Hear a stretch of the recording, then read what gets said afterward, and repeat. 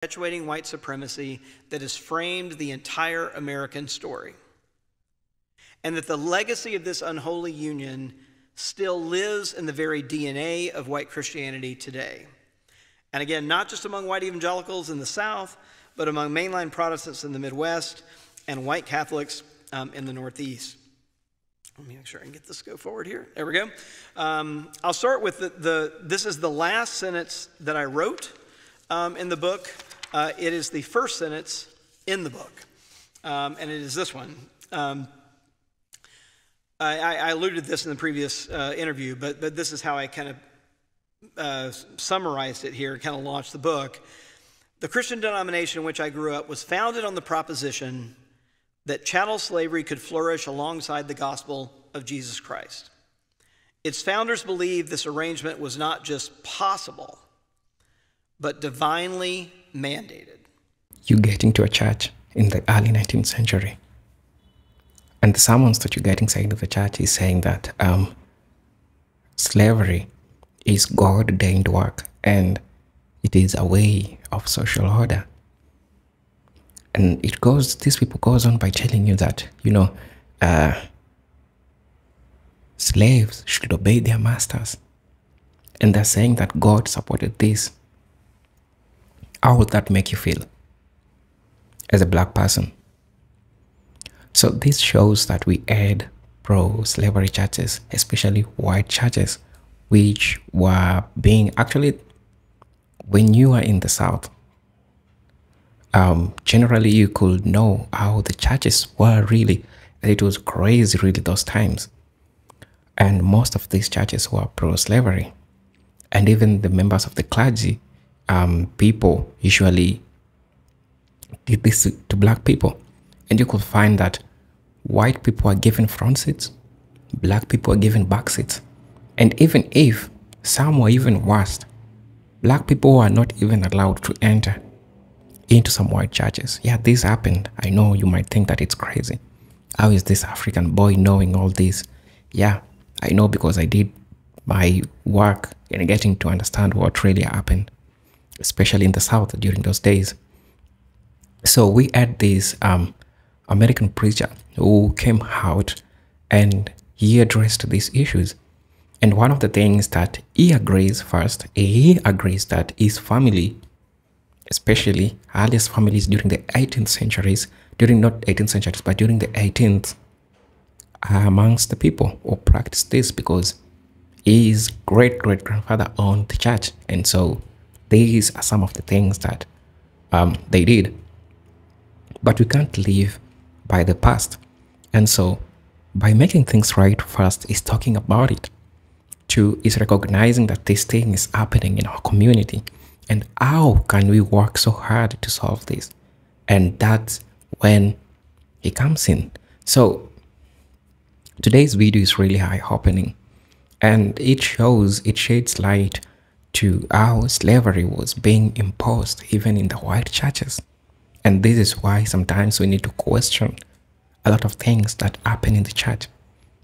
Remember, church is not just a church. Church has people.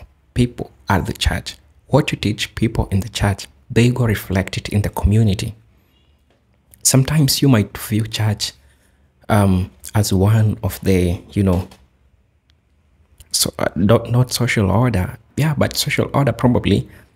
But you can also view it as a political order, as economic order, because these people are leaving the church. They are different entities. They are social entity, they are political entity, and they are economic entity.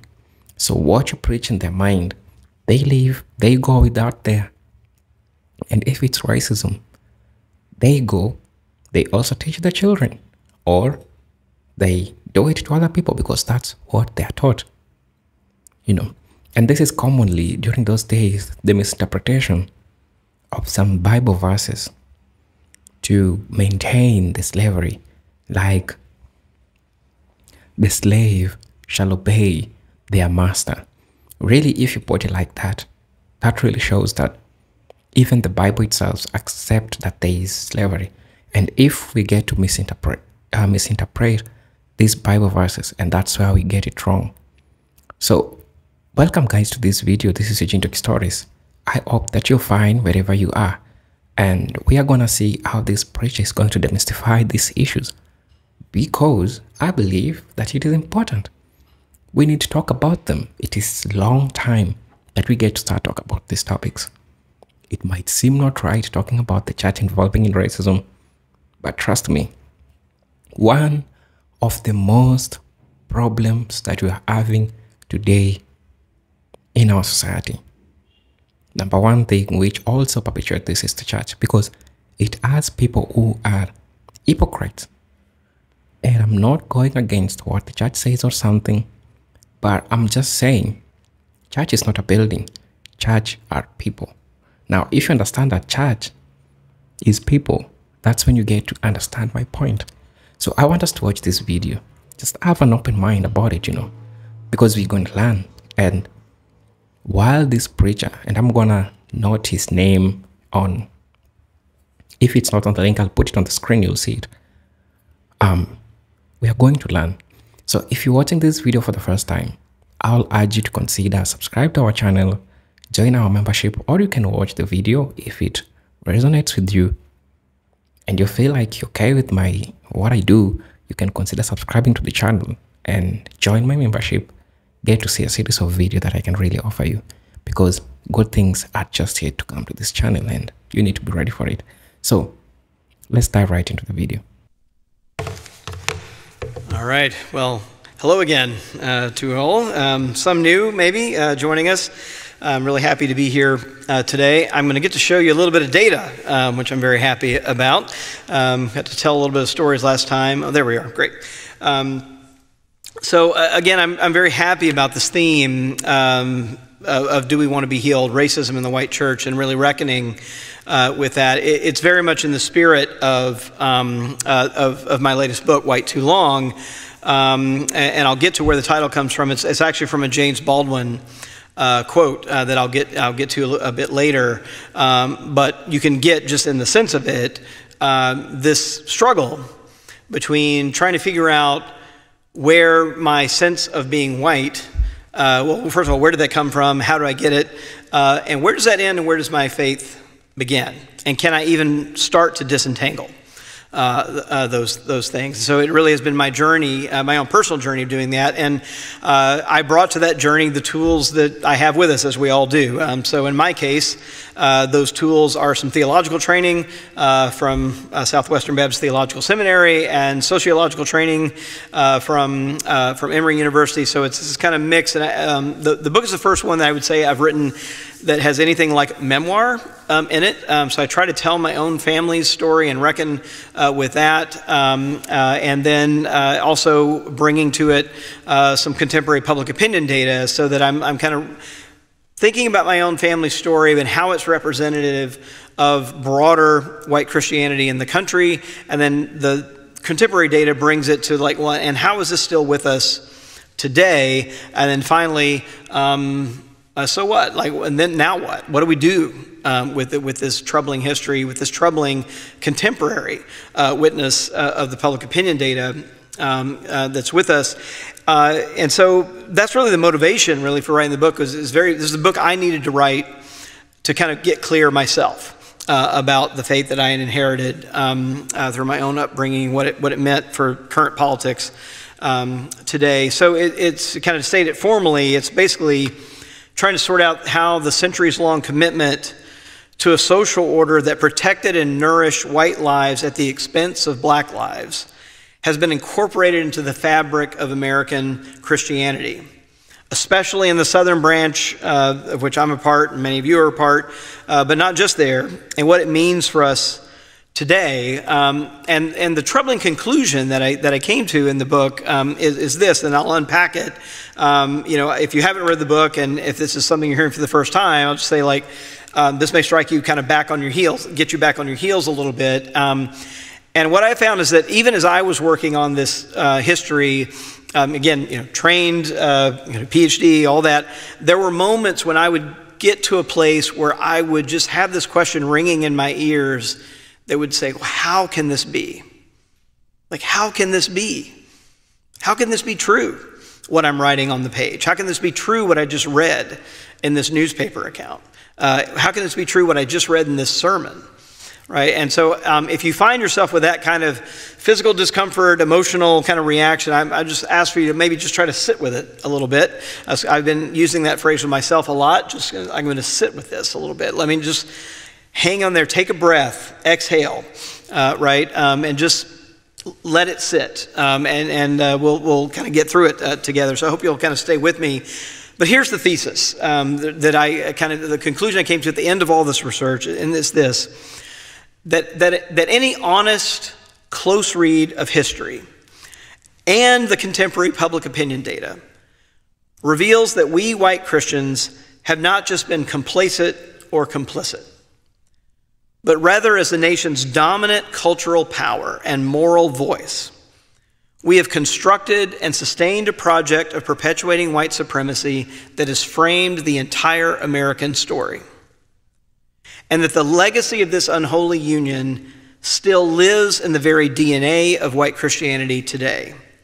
And again, not just among white evangelicals in the South, but among mainline Protestants in the Midwest and white Catholics in the Northeast.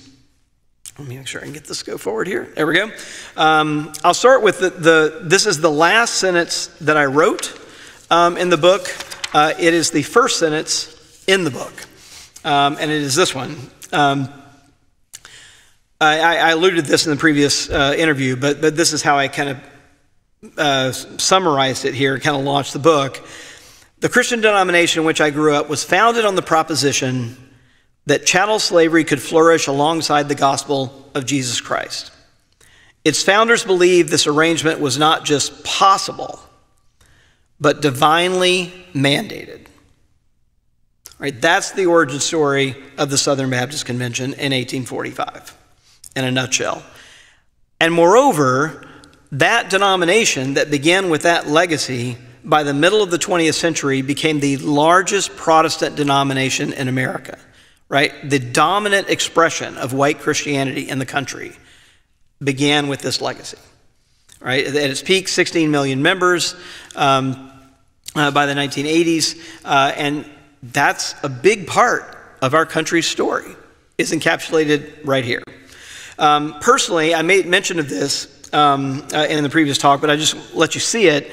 This is a scan from my family Bible from 1815. This is the page between the Old and New Testament. You can see on the right it says the New Testament of our Lord and Savior Jesus Christ, translated from the original Greek, published in 1815.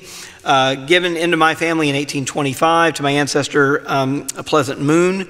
This is, you can see the kind of marriages, births, deaths kind of starting here on the left, and they kind of go backwards from there. And so this is like part of one of the prizes. It still sits in my study today. It's kind of a very valued, it's the only thing I have like that old from that side of the family about our family identity. I show it to my kids. I'll hand it to one of them at one of these days. And so, it's this kind of thing we felt so proud of, and this history of Baptist preachers and all the way back to Middle Georgia into the early 1800s. The other piece of that story that I was never quite clear about, right, goes back even a little further. That's actually part of this reckoning. We've been mostly talking about white and black dynamics, but the other thing I want to make sure I do mention here is how do we get to Georgia in the 1810s? Right? Well, we got there through a land lottery. The federal government was handing out 200-acre plots of land to anyone who was white and was willing to come to the newly freed up territory, right? Where does that territory come from? It comes from Native Americans that were forcibly removed and sent out this way to Oklahoma, right? The Trail of Tears. And so they were carving it up in these nice 200-acre plots.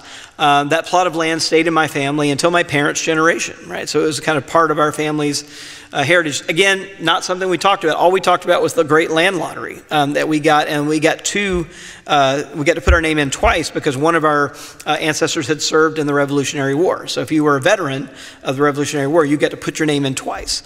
So we doubled your chances. But we never talked about where that part came from. So that's kind of part of the story here too. But the other document that I mentioned that I'll kind of show here again is this one. This is a digitized version of the estate settlement. You probably can't read it all, but I kind of spelled out the ones in here. I'll just read the names again. Again, it just floored me when I found this document, that among all the kind of other property were 4 human beings. One Negro woman named Naomi at $800, one named Susan at $450, one named Eliza at $275, one named Bird, a boy, at $150. What was remarkable about this is that my family was not the Gone with the Wind set, right, from Georgia. 200 acres is basically a little more than a subsistence farm here. If you read this, you can see it's like they have 2 horses, 1 cart, 1 feather bed, like that's the kind of level. If you add up all of their worldly possessions, it comes up to about $50,000 in today's money, right? So that's the complete settlement of the estate. So you can tell they're not wealthy folks. But here's the remarkable thing. These 4 human beings made up 70% of their worldly assets, right? That's the heavy investment in enslaving other people by basically working class white people, subsistence farming in Georgia. Right, and that's kind of the legacy in my family. So again, part of this is kind of holding these 2 documents in tension, this family Bible on the one hand, and this history of enslaving other people on the other, this sense of personally, being formed in a church that loved me, cared for me, looked out for me, celebrated my successes, and yet has this history. Right? I think that's really what the project at the end of the day is really about. A little bit of history here. I won't belabor too much the history on the white evangelical side. We talked about that a little bit. But before I get too much further, I do want to talk about this idea about white supremacy. We've used this term a couple of times, and particularly with white audiences, I think people have a reaction to it in several ways, either a very defensive reaction or one that's a kind of defense that tends to think about it. And in fact, I think my own association, if you had said to me before I kind of dug into this project too much, white supremacy, what would you think about? My brain conjured up Birth of a Nation, KKK people, and it was black and white imagery for me. Like that's what my brain would conjure up. Black and white images, people in hoods, burning crosses, like that kind of thing, right? Now, the convenience of that, if you're white and you're kind of your average white person, is that that's very far away from us, right, today. It's far away in time. It's far away from people we know. And it's easy to kind of keep it at arm's length. But I'm going to suggest that we need to kind of wrestle a little bit more with this term, white supremacy. I'm going to borrow here from a friend of mine, Eddie Glaude, who I actually knew in high school. He's now amazing author, professor of African American Studies and Religion at Princeton. This is from his book, Democracy in Black. He has a new book out, by the way, you all should read, called Begin Again, James Baldwin's America and Our Own. That's a really amazing book here. But he talks about, in Democracy in Black, white supremacy without all the bluster, which I think is a great way of kind of getting at the heart of it. There's just a set of practices informed by the fundamental belief that white people are valued more than others. Now, even that, I think, takes a little bit of unpacking. If you're white, you've kind of grown up to kind of have some defenses against that. But again, I mentioned before, but every city we look at segregated, right? You can still see the history of segregation, most of those cities. And what they had in common is usually that public parks, public pools, public libraries, right? These are all located in the white-only part of town, right? So all the civic investment is typically in the white part of town. African-American parts of town, typically floodplains, next to industrial areas. We still see today, for example, the rates of asthma among African-American kids much higher than among white kids as a legacy of this, living closer to polluted air as a result of this old practice of redlining. And there's just a belief in Macon, Georgia. In fact, there was a very beloved public park in Macon that ended up being closed because it was a segregated park for whites only.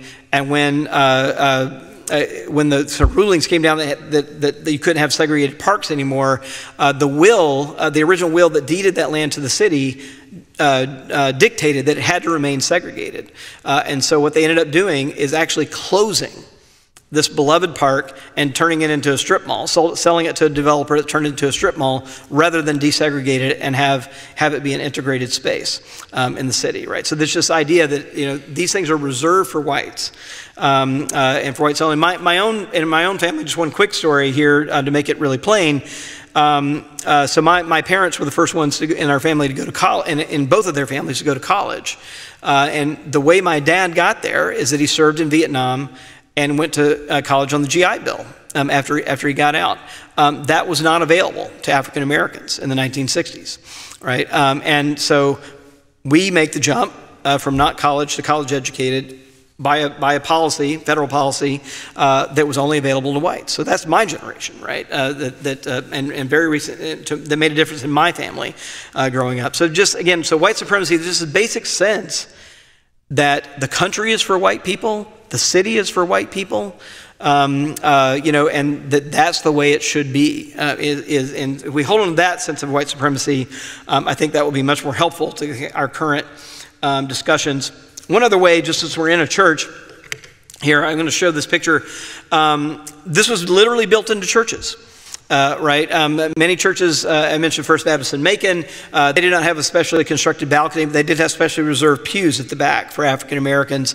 But all over the country, if you can't quite make this out, it's an African American minister sitting up in what used to be the slave gallery at St. Augustine's Church. And this is on the Lower East Side in New York. Right, this is not down in South Carolina or Georgia.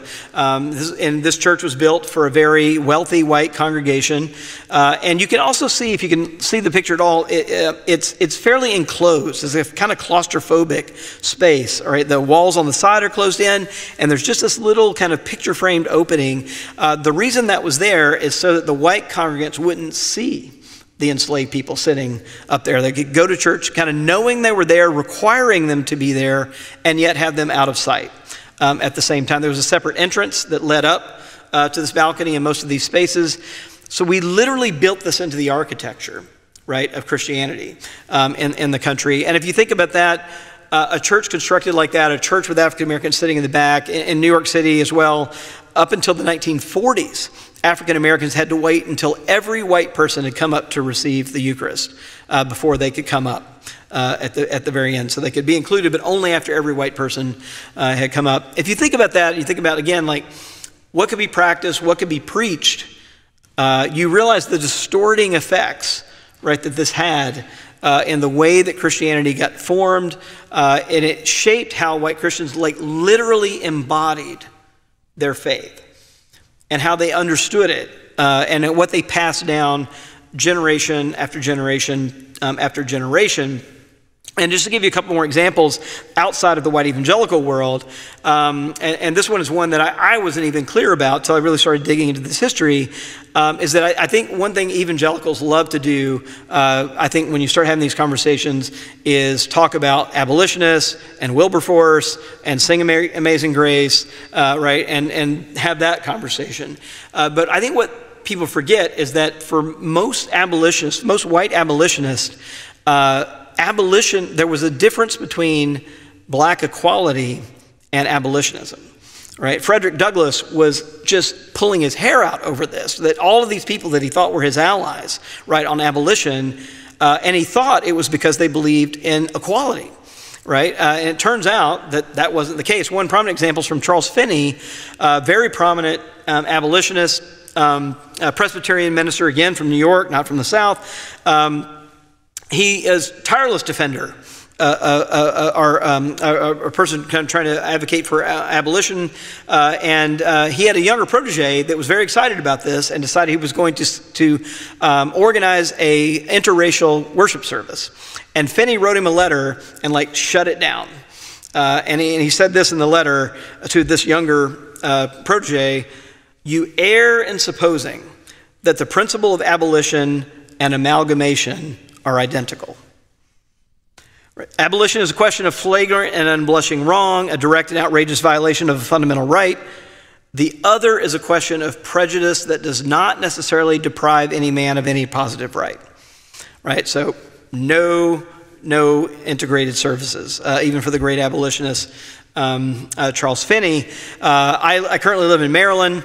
In the late 18th century in Maryland, Bishop Carroll did a big census of Catholics in Maryland, sent it back to Rome, and in that census, 1/5 of those included in the Catholic census were enslaved people owned either by white Catholics or white Catholic institutions. Some of you may have seen Georgetown University in the news in the last few years, right? Reckoning with this history, had this history of the university was in dire straits and was about to shut down. And how did they kind of right the ship and balance the books? They sold people that they had that the institution owned in order to balance the books, and they're kind of now reckoning with that history. W.E.B. Du Bois said this about the Catholic Church: the Catholic Church in America stands for color separation and discrimination to a degree equaled by no other church in America, and that is saying a great deal. In 1968. The National Black Catholic Clergy Caucus, that's the year I was born, says this. This is actually the group of black clergy within the Roman Catholic Church in the country. The Catholic Church in the U.S. is primarily a white racist institution, has addressed itself primarily to white society, and is definitely part of that society. So, when you kind of unpack the history, this sense of kind of defensiveness, or kind of saying, how can this be, starts transforming, or at least in my head, it began to transform into like, well, how could it be otherwise, right? If this is our history, if this is our legacy. And so, I often get questions and people saying, well, Jesus was obviously against slavery. Jesus was obviously against segregation. This is not Christian. But I want to kind of us to hold on to the truth that the historical record is telling us. And where I came down is that, while it may seem obvious to many, your kind of everyday white Christians today, that slavery, segregation, overt declarations of white supremacy are antithetical to the teachings of Jesus, these convictions are, in fact, pretty recent. And I would submit only partially conscious, even today. For most white American Christians and churches, both Protestant and Catholic, and that the unsettling truth is that for nearly all of American history, the light-skinned Jesus that conjured by most white congregations was not merely indifferent to the status quo of racial inequality, but he demanded its defense and preservation as part of the natural, divinely ordained order of things. This is, in fact, exactly the sermon, not word for word, but this is exactly the sentiments in the sermon that Basil Manley Sr. Preached and prayed at the inauguration of Jefferson Davis when he held the Bible for the swearing in of the president in Montgomery. Then shortly after was a part of founding Southern Seminary as its first president. This is deeply, deeply with us. This helps explain things like when we hear black writers talking about white Christians and white people in ways that I think many white people find disturbing or unnerving or even offensive. It helps explain some of these things. So we just passed Martin Luther King Day. I think a lot of white Christian churches probably read or even showed parts of the I Have a Dream speech, right? These kind of visions of racial unity and did readings mostly from that speech. Probably not many did readings that had the harder words of King about white Christians. Here's one from Letter from Birmingham Jail, one that has really haunted me. He says, a few years ago I felt we'd be supported by the white church. Instead, some have been outright opponents, refusing to understand the freedom movement and misrepresenting its leaders. All too many others have been more cautious than courageous and have remained silent behind the anesthetizing security of stained glass windows. Like that phrase, been silent behind the anesthetizing security of stained glass windows. Bring one more. Here's James Baldwin. This is where actually the title of my book comes from. Baldwin's writing these words in an op-ed to the New York Times. The context is really important here. It's shortly after King has been gunned down. So he's deeply, deeply distraught. Bobby Kennedy's been killed. Martin Luther King's been killed. He's writing, and he is deeply struggling with the lack of response from good white people and good white Christians in the country. So he writes this just a few months after King's been assassinated to the New York Times, and it's this indictment that is right at the center of, I think, what I'm trying to respond to, actually, in the book. He says this: "I will flatly say that the bulk of this country's white population impresses me, and has so impressed me for a very long time, as being beyond any conceivable hope of moral rehabilitation. They have been white, if I may so put it, too long. They have been white, if I may so put it, too long." And I would submit today that I still have trouble separating whiteness from Christianity. It is an ongoing project for me to figure out, like, what have I received as growing up Southern Baptist and white and Christian that's about being white, and what is it about being Christian?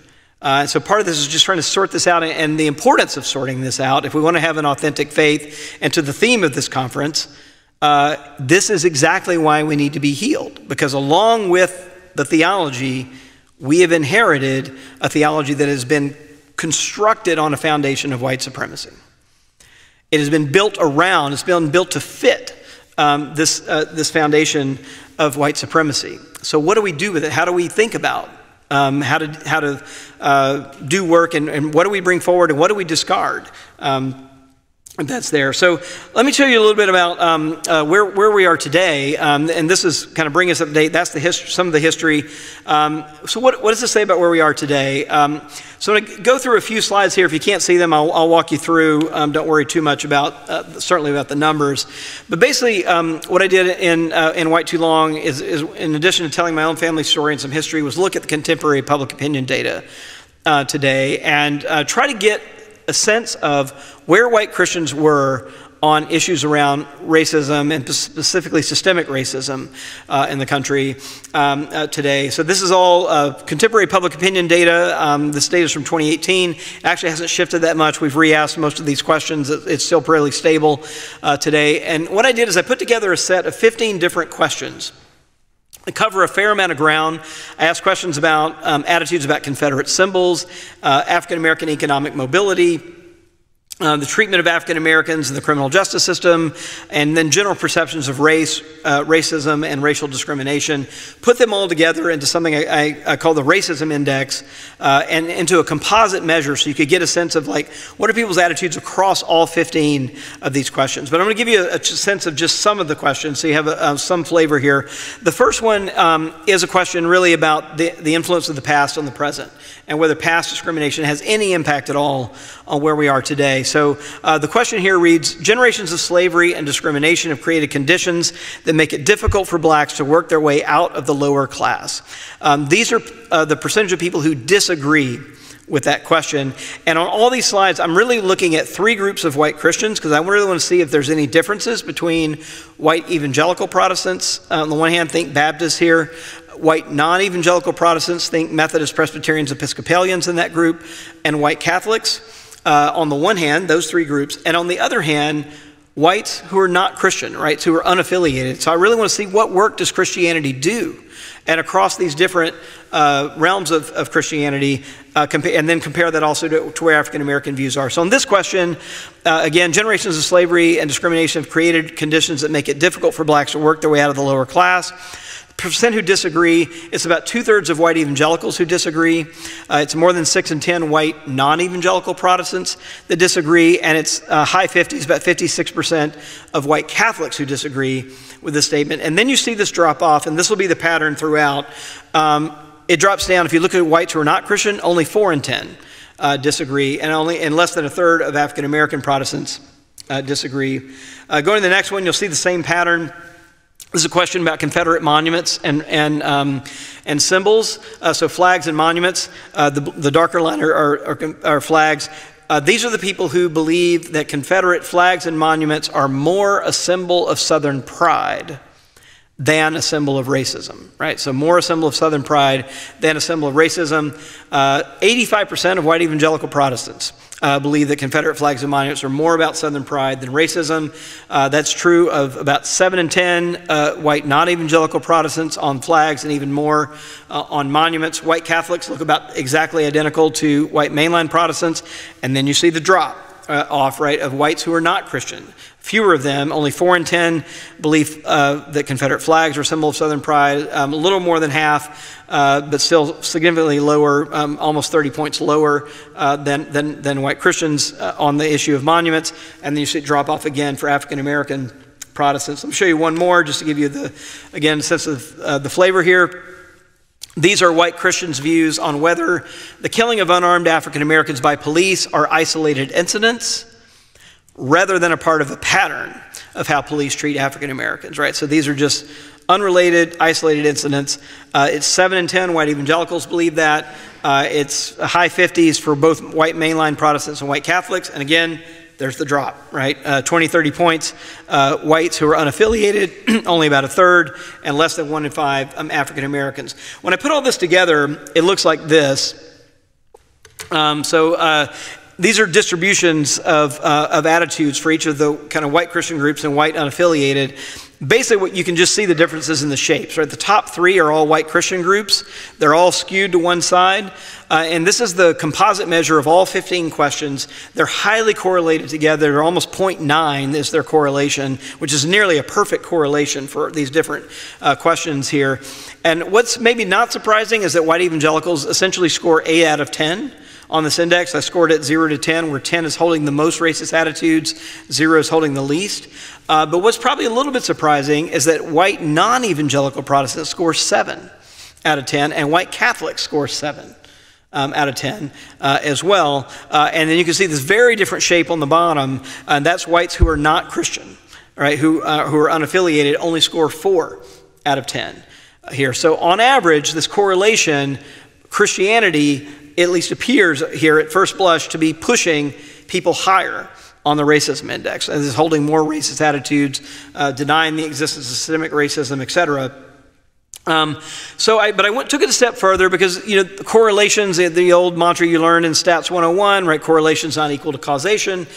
So take it a step further, because it could be that there are other things explaining that correlation. For example, it could be about partisanship, right? Or about education, or about region, or about living in a more rural area versus a more urban area. Lots of ways this could be explained. So I actually put it in a statistical model and controlled for all of those things, or all those possible other variants, holding those steady. What is the independent, then, relationship between holding more racist attitudes and identifying as a white Christian? So even if you hold all that steady, the answer is and the way to kind of look at this chart is what happens as you basically think about having a volume knob, turning up the volume on holding more racist attitudes, going from 0 to 10 on that index. As you turn up the volume, what happens to the likelihood of identifying as white and Christian? And the remarkable finding is that even controlling for all of those other variables, it makes you about 20 points more likely to be a white Christian as you turn up the volume on holding racist attitudes, right? And the relationship goes the opposite direction for whites who are not Christian. It goes down about 6 percentage points, right? So up 20 percentage points, more likely to be white Christian as you become more racist, and less likely to be white and not Christian and that's holding everything constant. So that's, I think, disturbing enough. But I think the other finding, one way of thinking about this is, well, okay, one objection might be, those are people who just claim to be Christian. Maybe they're Christian in name only, right? They don't go to church, they're not listening to sermons, maybe they're not in Bible study, etc., not going to Sunday school. But I actually took this step further, looked at church attendance as a connection to churches. It turns out that among white non-evangelical Protestants and among white Catholics, church attendance makes not much difference at all. That is, the likelihood of holding more racist attitudes holds evenly between those who attend church more and those who attend church less. So church doesn't seem to be a variable that's making much difference. However, among white evangelical Protestants, right? My people from the South, predominantly from the South, but not all from the South. Church attendance does make a difference, but not in the... Welcome back to the channel. I hope that you really saw things the way I saw. You really saw things in my lenses the way I saw them, because I believe that we need to talk about these issues. Remember, as I said earlier, church plays a pivotal role in understanding the things which are happening in our world, and it is imperative to always talk about these issues. However, it might seem something which is so superficial involving the church in the racism. Sometimes these are where our problems began. Some of our parents, some of our people misinterpreted information in the Bible, or gotten information from people who misinterpreted information from the Bible, and they used it to perpetrate some things which harm people, and it is not right. And today's presentation, I'm here to offer you how the early churches practiced racism. This is my commentary on this video. Actually, it just supports what the preacher was saying. Now listen. The early Christian churches, particularly in Europe and America, have a complex history with regards to racism. Several factors contributed to the perpetuation of racist ideologies within these institutions, particularly in white churches. So I'm going to begin with theological justifications. There is this issue of the curse of Ham. A common justification for racism was misinterpreted of the Bible story of Noah and his sons. That is Genesis 9:20-27. When Noah curses Ham's son, Canaan, some theologians enormously taught that Africans were descendants of Ham and were thus divinely condemned to perpetuate servitude. That's just one example. Another one is doctrine of discovery, rooted in papal bulls. For example, the Drams Diversas in 1452 and Romanus Pontifex in 1455. This doctrine granted Christian explorers the right to claim lands they discovered and subjugated non-Christian people. It provided theological backing for European colonization and exploitation of Africa, the Americans, and Asia. The second thing that how the church perpetuated slavery is, one, they supported slavery. That's the second thing. They supported slavery. We have the pro-slavery sermons.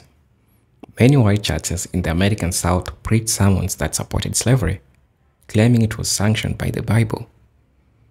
Clergy often argued that the slavery was part of God's ordained social order.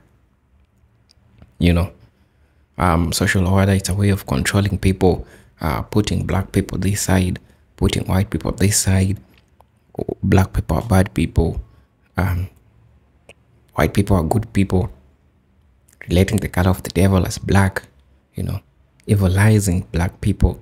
So you understand how some sermons were ordained to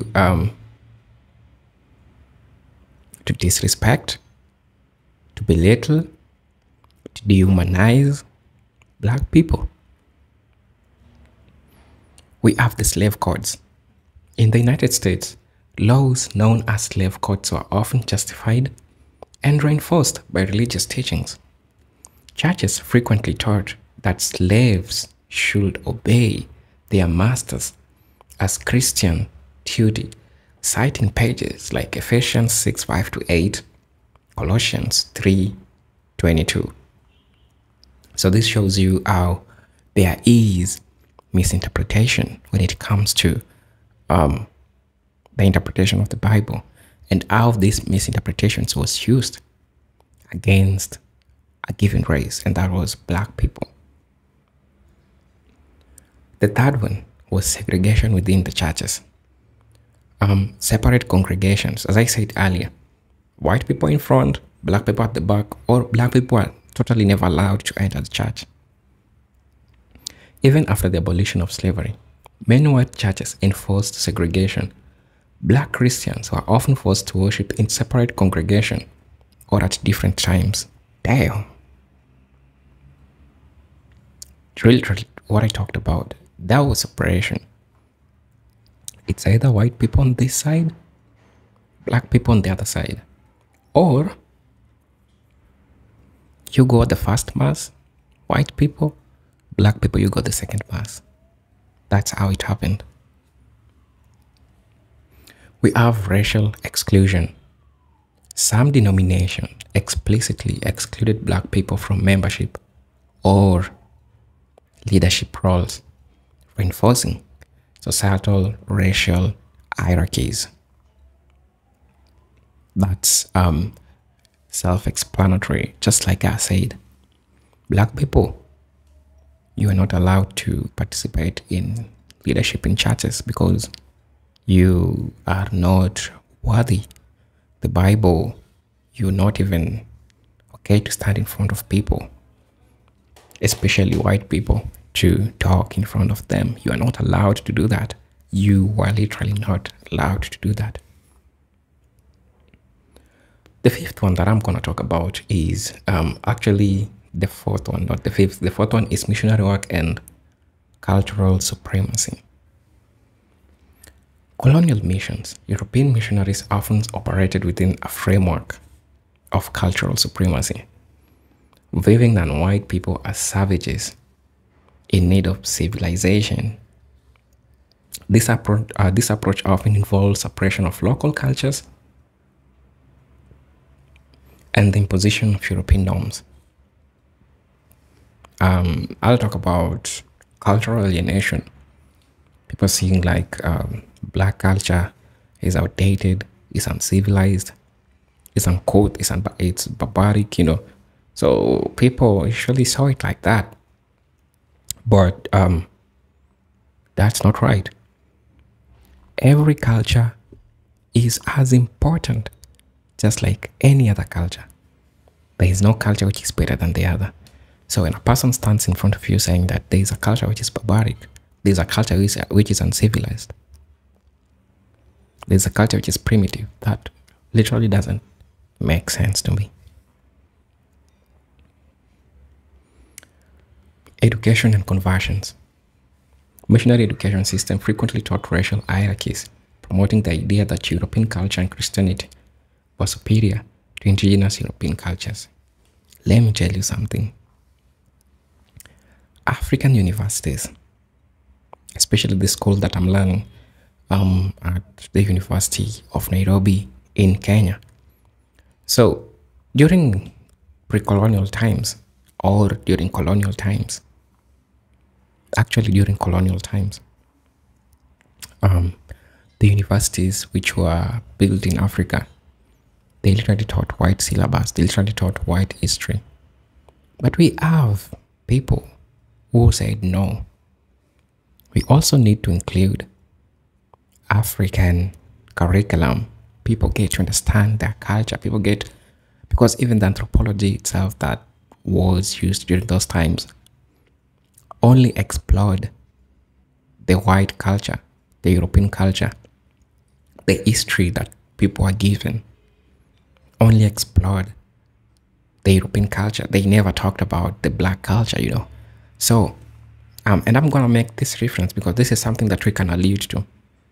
I'm going to make this reference to the South African movie of early 90s, Sarafina, during the apartheid times. You could clearly see there is a line between what people are being taught and what they should be taught as people are in Africa. The history that people are being taught in those classes, you could literally see they were European, they were European history, denying them understanding their power, denying them understanding their history, blinding them that black people in their history never fought for anything, you know. So that totally shows. And even back in other African countries, the same happened.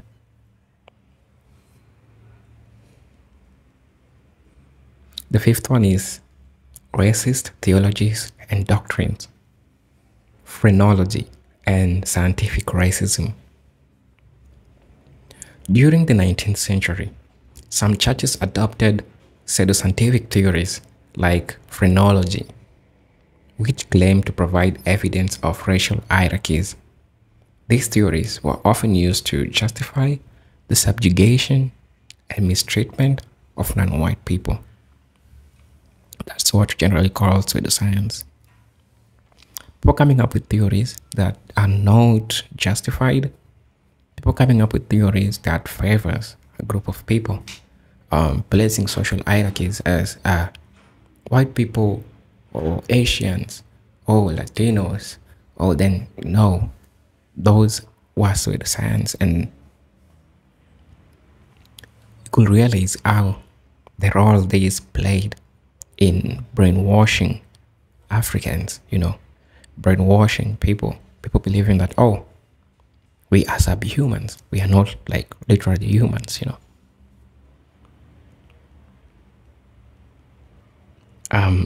There is also this point under the racist theology and doctrines is manifest destiny. This doctrine, which held that the expansion of the United States across the American continent was both justified and inevitable, was supported by many churches. It was often used to justify the displacement and mistreatment of Native Americans and other than European people. There were so many things that happened, this including support for segregation and Jim Crow.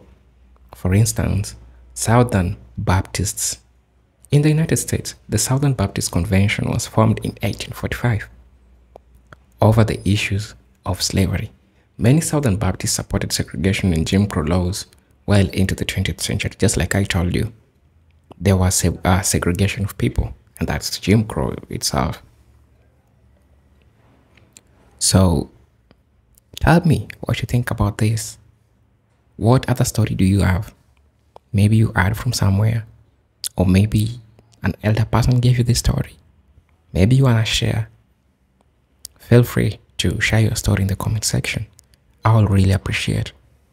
If you haven't joined our membership, kindly join our membership so that we can get to grow together.